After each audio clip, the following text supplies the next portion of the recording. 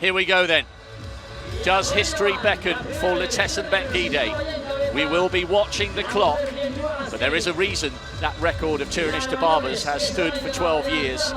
She's one of the all-time greats. And speaking of all-time greats, I'm delighted to be sitting alongside Sonia O'Sullivan, who won the inaugural world title over 5,000 metres and reminded me is still the outdoor 2,000 metre world record holder from 1994 and an Olympic silver medal as well. Sonia, a very good evening. We're really looking forward to this tonight, but it's a massive, massive task this for Gide, isn't it? It really is. Absolutely. It's a really, really tough record. I mean, it's been there for 12 years, and you know, when you break it down into the pace per lap, it doesn't seem too difficult. 69 second lap, 68, 67, but they do accumulate over time, and you know, it takes a toll on the athlete to concentrate and to keep that pace up over 12 and a half laps of the track. But Gide, she has a specific pace target here. She's obviously practiced this in training and feels that if she starts off a little bit slower, you know, it's the fine detail of 1 second slower for the first 3 laps and then gradually increasing 1 second for the next 3 laps and then again. So it will be interesting to see how she hits those paces early on and how she can pick them up as the race goes on. Well, we've got a little bit of assistance.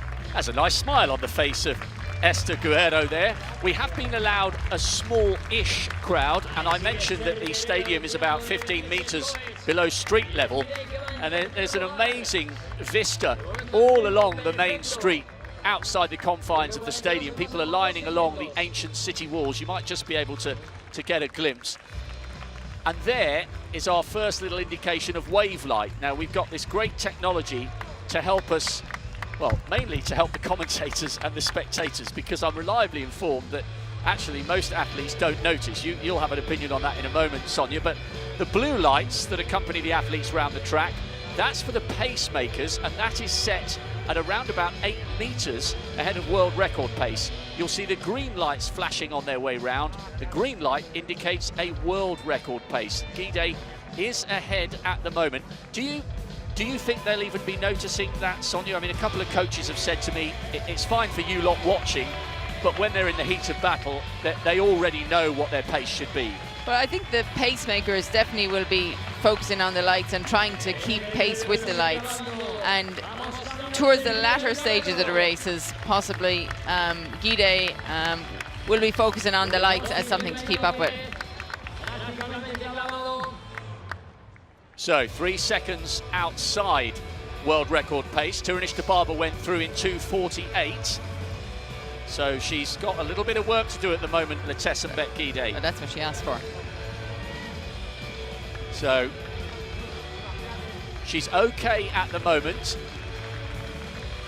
but we need to keep a very close eye when we get onto the middle section of the race, where she knows she has to pick it up to 68s and then up to 67s. Guerrero has done a good job there, so it now comes down to Beatrice Chipkoech. We mentioned at the start, I mean, when I first saw her name, Sonia, I thought she was going to have an attack on her PB. And brilliant that she's decided to come along and help out Letessenbet Gide in this quest for history. Well, I think Beatrice, she ran in Doha just under 2 weeks ago, 8:22 for 3,000 metres.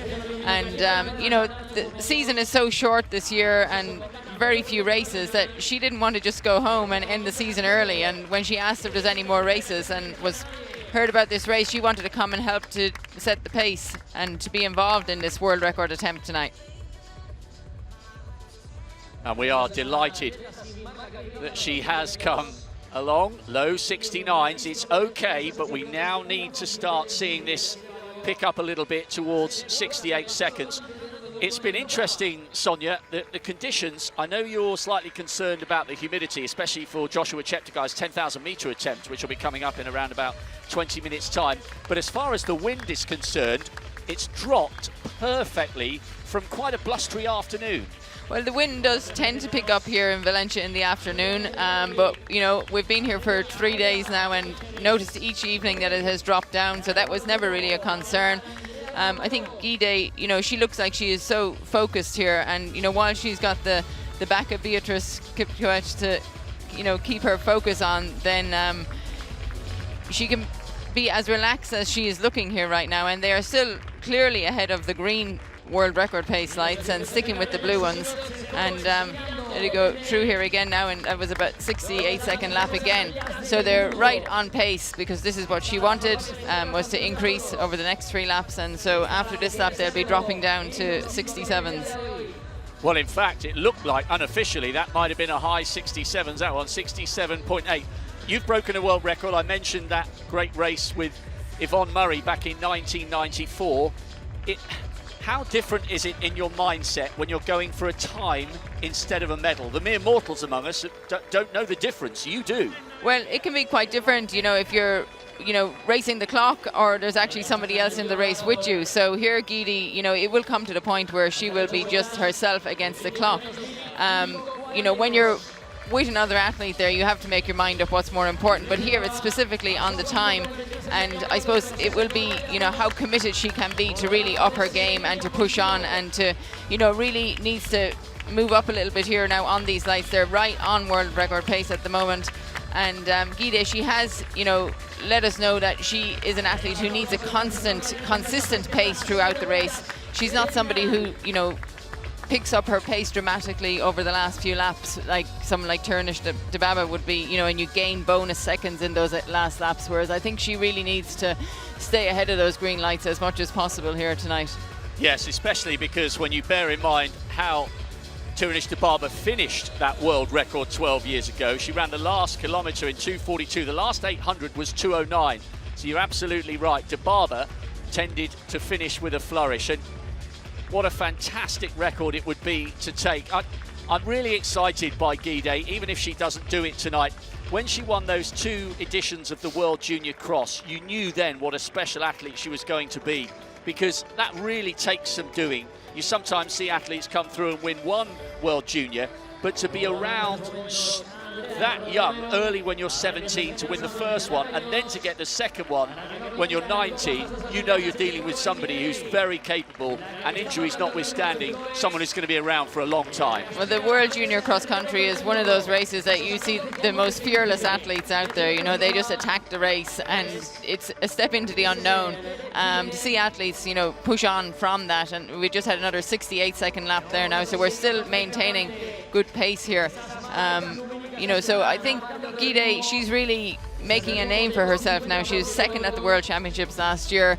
She's been out-sprinted on a number of occasions by Sifan Hassan when she's trying to keep up with her, and you know, she really wants to focus on this race herself tonight, to do at her pace and not have to worry about somebody on her shoulder who, you know, it's not nice when you're leading when there's somebody right on your shoulder. So to have the opportunity here tonight to run this race her way and to attack the race in the way that she wants to do it. It's not easy when you're out there running by yourself, but now here she looks like she actually wants to go past Beatrice Kipkoech. Maybe she's slowing a little bit here, but we'll be coming up soon now to the 3,000 metre mark, which is a key time here, and she is well on pace here. I mean, this is going through the line there in 8:31.85, which is well and truly under the 8:32 that she has in her mind. And the thing is, this is with athletes, endurance athletes, they do the training, but you have numbers in your head that, you know, when you hit those targets, it gives you that extra bit of confidence going into the last few laps. And you know,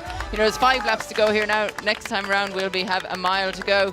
It's still a long way to go, and she really has to focus here now. And this is a point where, you know, those lights, pacing wave lights, could become very, very important for her to have something to focus on if she can see them. I don't know, I've never actually run on a track with lights like that. If it's something that she can keep in her eyesight, you know, it's an interesting accessory, I suppose, to have at a track when you're trying to chase a time and you're running against the clock. Well, it's been brilliant so far. Beatrice Kipkoech has done a fantastic job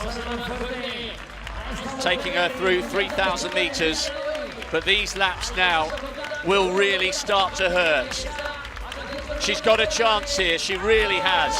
She's running brilliantly. Nanyondo has already moved out 66.5. That's excellent running.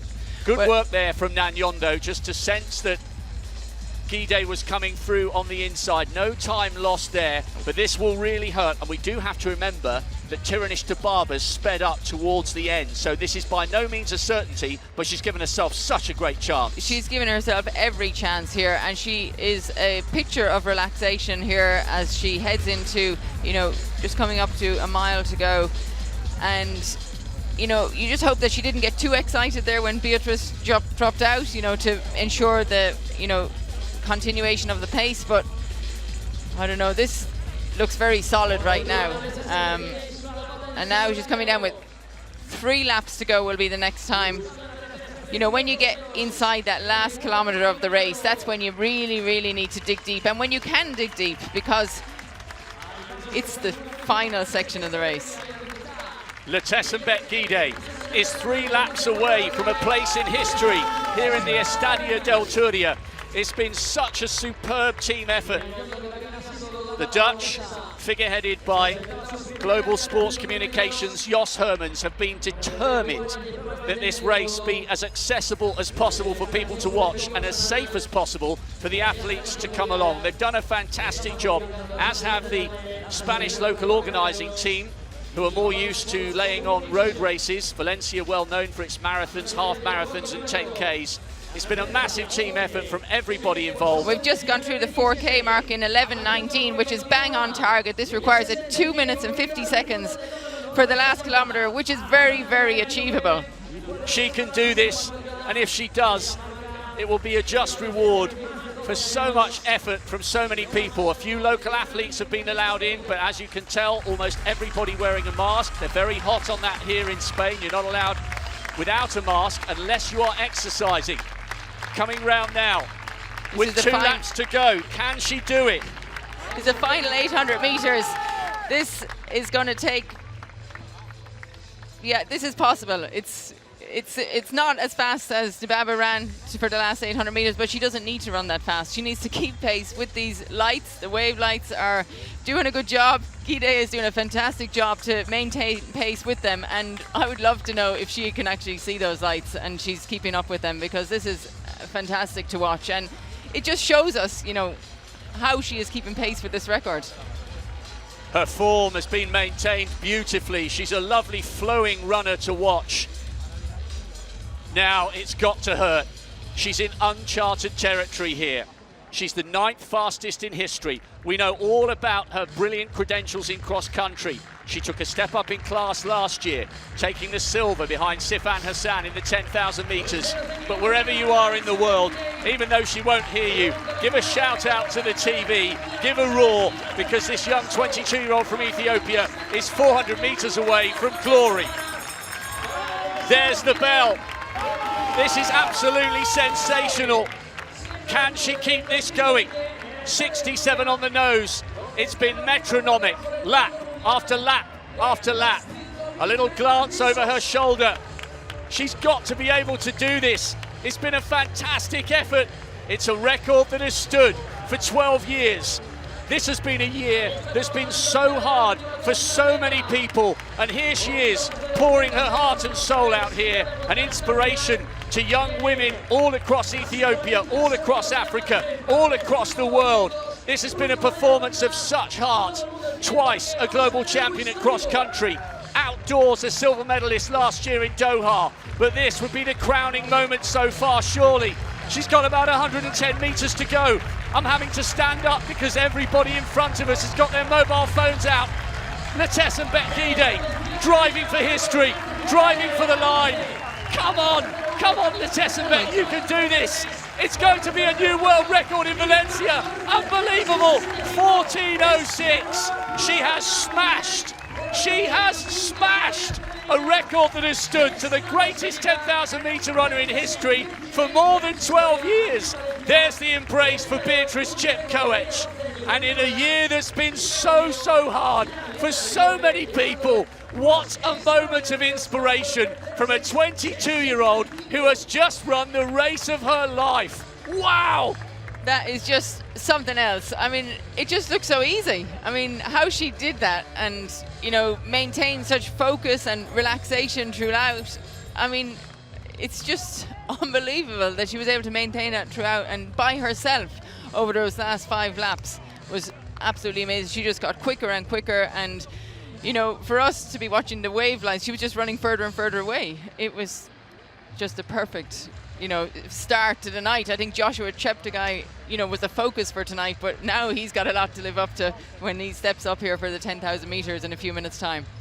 Do you know what, Sonia? That was just an absolutely amazing piece of distance running, because you could tell that you knew it was going to be hard the last 2,000 metres after Chepkoech stepped aside, but she was just absolutely metronomic. She did exactly what she needed to. She upped the pace to 68s, upped the pace to 67s. That is a huge margin to take off a record that has stood the test of time. I don't think I've ever seen anybody run so easy over 5,000 metres and run so fast, you know, at this level. You know, normally you see the final 400 metres is, you know, as fast as possible. It's like, you know, they're sprinting it, but she just maintained the constant pace throughout. It was definitely a different way of breaking a world record, you know, just gradually increasing the pace as each lap went on. This was the last 100 metres. A couple of times she glanced around. It was just spellbinding. What an absolute privilege, Sonia O'Sullivan, for both of us to be allowed here to witness that. It was just remarkable. No, it's not something, you know, I expected to see this year, you know, the year that we've had for athletics, and this is coming, you know, so late in the season. It's a bonus, and, you know, athletes have gone out there this year, they've taken opportunities and they've taken risks to try and push the barriers. And, you know, you see something like that and you start thinking, you know, when is a first woman going to break 14 minutes for 5,000 metres? You know, we're getting down to that territory now.